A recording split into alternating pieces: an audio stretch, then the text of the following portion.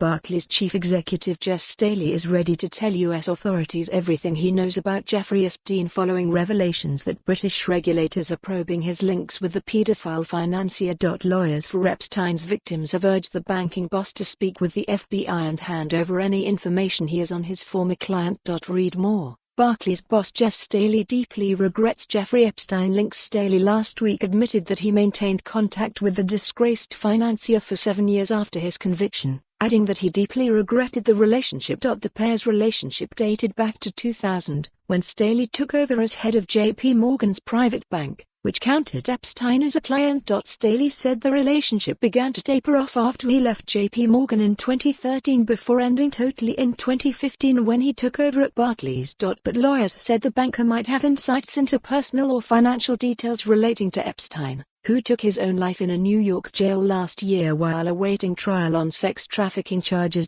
Lisa Bloom, who represents several victims, told the Mail on Sunday, for decades, prolific paedophile Jeffrey Epstein was allowed to victimize girls with impunity.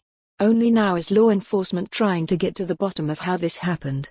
Everyone who knew Epstein for any period of time must cooperate with law enforcement, including Jes Staley, who appears to have remained close with Epstein even after his sex crime conviction. We call upon Mr Staley to do the right thing and tell the FBI what he knows. It is understood that Staley has not been approached with requests for information by U.S. authorities, but would fully cooperate if asked.